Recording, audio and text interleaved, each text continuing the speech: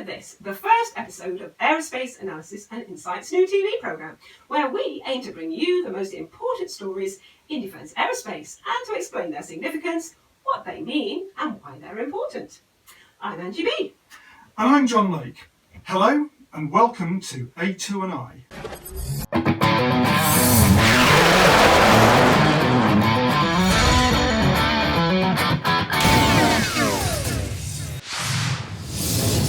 Today we're looking at a new 5th generation fighter, and they really don't come up that often, and they certainly don't emerge on the scene apparently fully formed and without lots of warning. But this one has done, right John?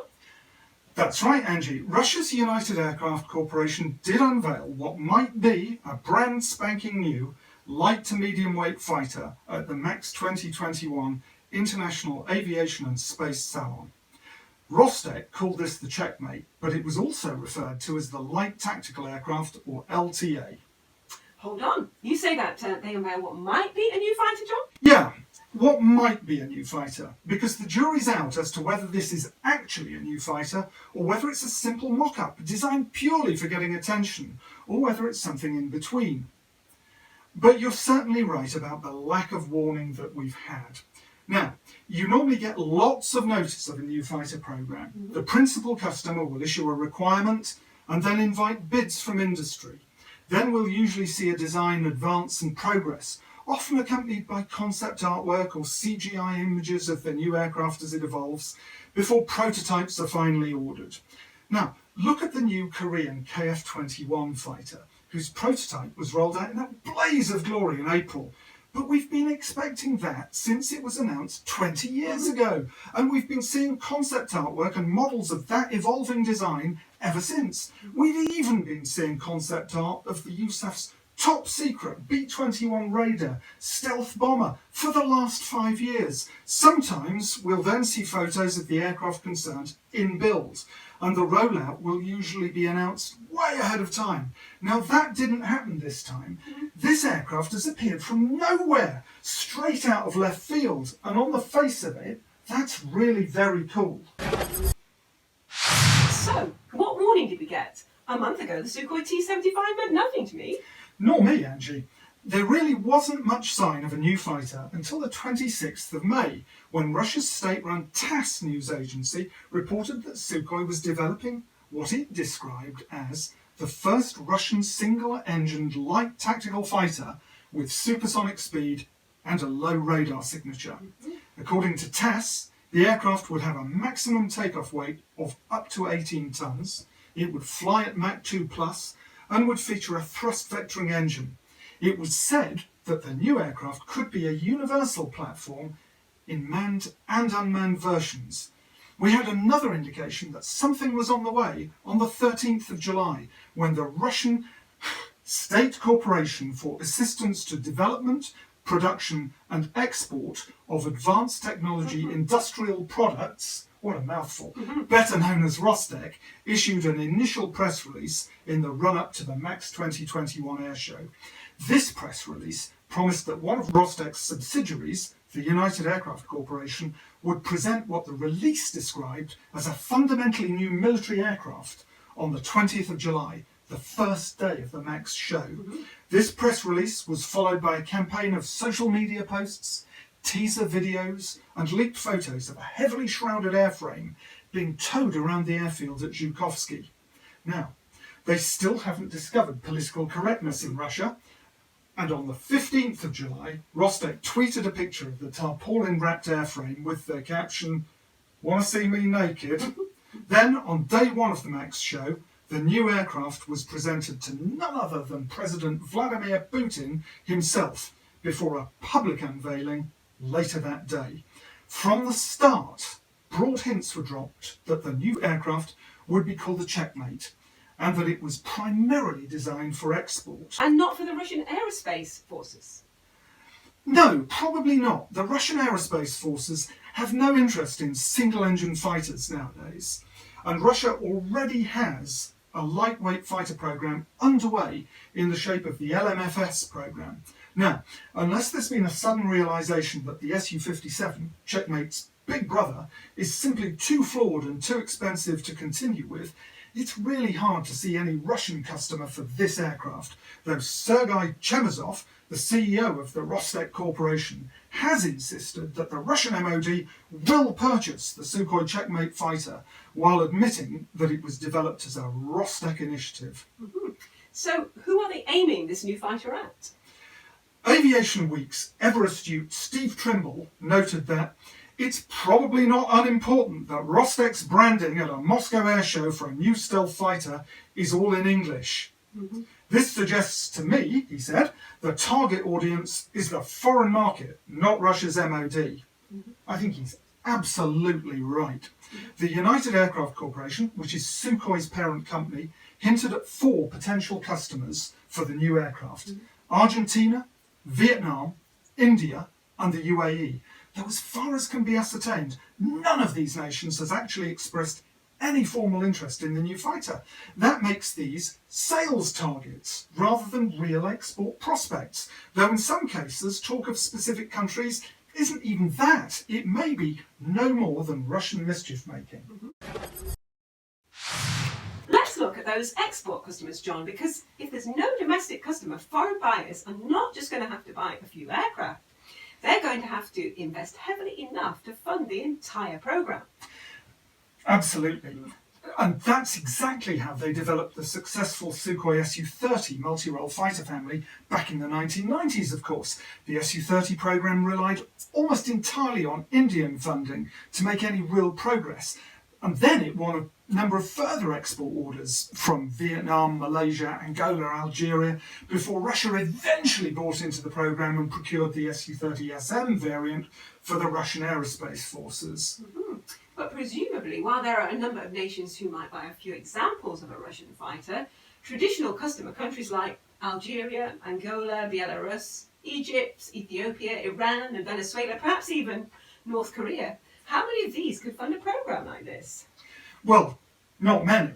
And even fewer could participate in it industrially and economically, or even drive it, like India did with the Su-30 MKI. That's a much smaller number of potential partner countries. Now, we know that at max, Russia's Deputy Prime Minister, Yuri Borisov, said that the new fighter would be marketed to India, Vietnam, and to what he called African countries, and that he estimated a demand for more than 300 fighters in the near future.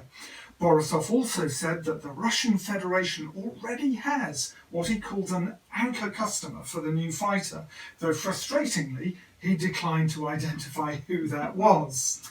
Oh, well, if that's the case, Vietnam and Argentina seem surprising, don't they?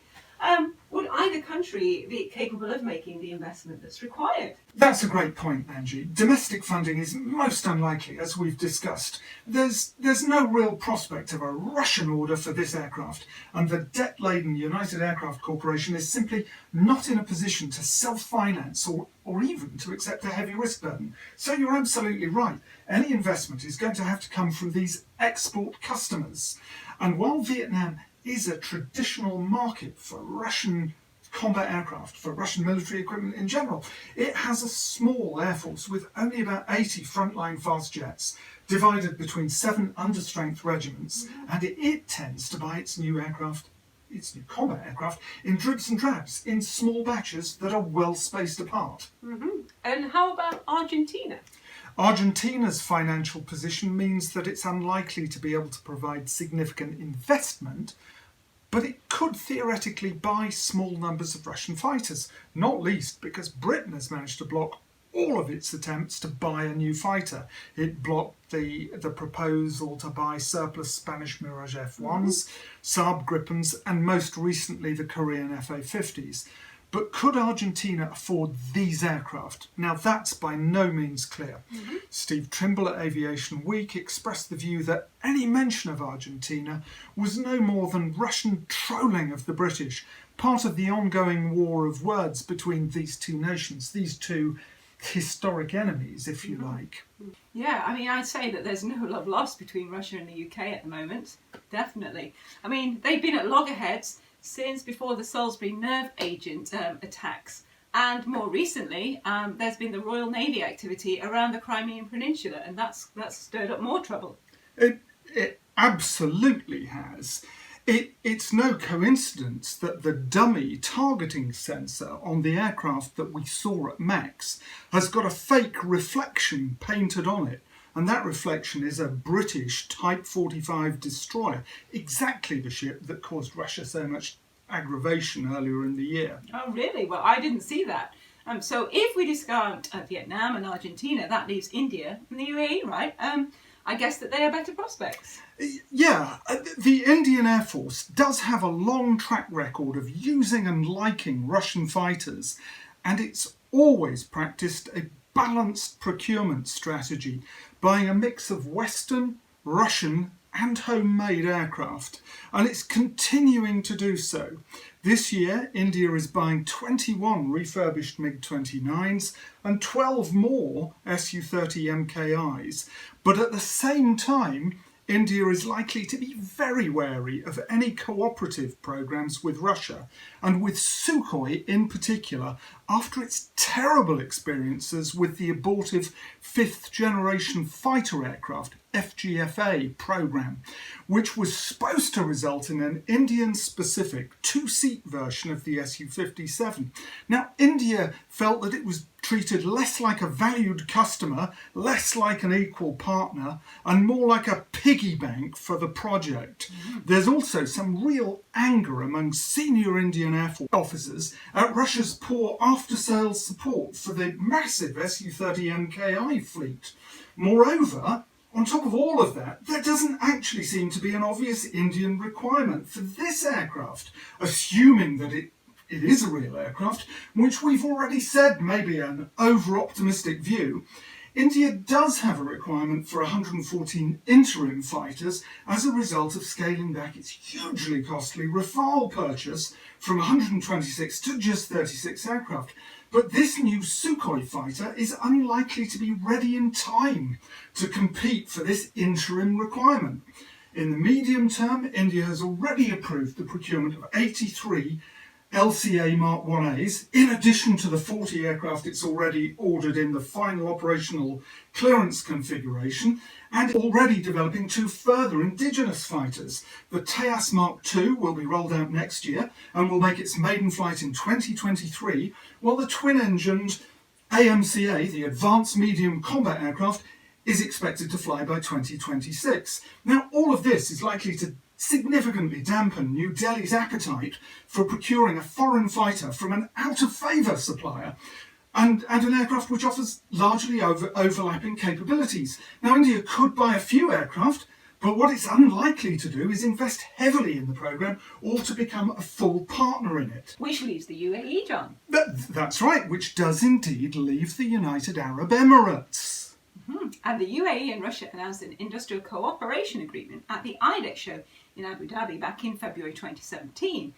Didn't the defence projects outline include the development of a light fighter, John? That's absolutely right, Angie. I'm pleased that you remember. But that new generation fighter development agreement was signed before the UAE also signed up for the Lockheed Martin F-35 Joint Strike Fighter. And the chances of the UAE pursuing both of those aircraft would seem unlikely at best. But the proposed UAE F-35 deal has admittedly run into some political opposition in the States. So this could be a fallback option eventually, theoretically. I say eventually since this programme is a very long way from producing a production aircraft. Now, Rostec claimed that the LTA shown at Max is almost ready for flight test. They even predicted that they'd be making a first flight in 2024 or 2025. Now, to me, that seems like empty rhetoric, because many experts think that the aircraft that we saw was nothing more than a hollow mock-up, albeit with a real engine, a real landing gear and a fully equipped cockpit, but completely lacking hydraulics, electrics and all the rest. So getting from what we can see now to a production fighter will take billions of rubles of development funding. And as we've seen, it's by no means clear where any of that might come from. Well, I can see why you say eventually, but you also said theoretically, and your scepticism seems to go beyond mere timescales. Yeah, good spot. Now, if you're a major US ally, and the UAE really is one, you simply can't buy whatever Russian equipment you fancy, as Turkey discovered when it tried to buy both the F-35 and the Russian S-400 surface-to-air missile system. There are real security implications, and I can't see the US being sanguine about the UAE buying this new Russian fighter and then operating it alongside the F-35. Yeah, so going back to something in our introduction, we pointed out that new 5th generation fighters don't usually burst onto the scene or without forewarning. But we agree that this is exactly what this one has done. So why has there been no forewarning? What's happened, John? Now that's a great question, Angie, and the honest answer has to be that no one knows for sure. The Russians have always been a really secretive lot, and as Cold War tensions ratchet up again, then maybe the long-held and deeply ingrained habits of secrecy from the Soviet era forward are returning. Maybe. It sounds as if you think there's another answer though, John. Too right, Angie, and that other answer could be that this was just a piece of pure theatre, dreamed up at the last moment, and the aircraft we saw may just have been no more than a prop, quickly cobbled together from bits of an accident-damaged T-50 prototype. Now that would help to explain the dented and battered belly on the T-75 that we saw. It would explain the complete lack of any hydraulic systems, electrics, all the stuff that makes an aeroplane work. And how else would you account for the fact that a lightweight single-engine fighter would just happen to need exactly the same forward fuselage as the much bigger, much heavier twin-engine T-50, exactly the same wings and exactly the same tail fins? Now, in a sane world, you do adopt systems, sensors, even engines from another aircraft, but not whole airframe components. You simply wouldn't need that much wing area for a much smaller, much lighter aircraft. And what better explanation for the fact that we've just seen a new lightweight fighter emerge, even though the Russians have already got one. The Light Multifunction Tactical Aircraft, the LMFS program, has been under development for the Russian aerospace forces for years. Now, the LMFS is intended to replace the MiG-29 and the MiG-35 and to support and augment the heavyweight Su-57. So what's this for?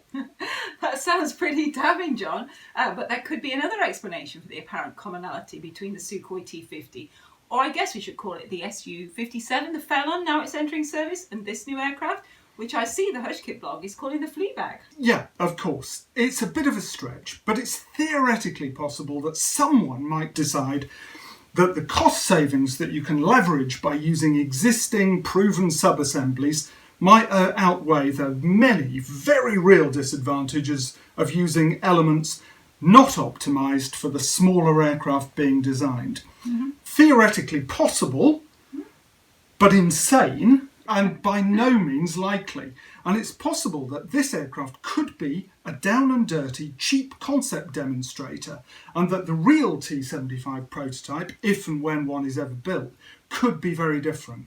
And that's the official line, that this is a real aircraft and that it has been deliberately unified with the Su-35S and the Su-57 to reduce the cost. Now, according to Denis Mancherov, the head of the Russian Federation's Ministry of Industry and Trade, that's what's happened. The official narrative is that two-seat, optionally piloted and unmanned versions of the Checkmate will also be built alongside the basic manned single-seater, and that all will be manufactured by the Komsomolsk-on-Amur aviation plant named after Yuri Gagarin, with serial deliveries due to begin in 2026. That's the official line. And Rostec are promising a very low unit price, just $25 to $30 million. Low operating costs, open architecture, and unique artificial intelligence technologies, providing, they say, a compelling blend of affordability, versatility, and capability. Now, we're going to present a detailed technical analysis of Checkmate over on our Facebook page, so do head on over and check that out. So, as John says, for all the techie and more granular detail on the Sukhoi T-75, including detailed stats and figures, do head over to our Facebook Aerospace Analysis and Insight page. And for now, it's goodbye from me. And it's goodbye from her. Stay safe, and thanks for watching. Thank you.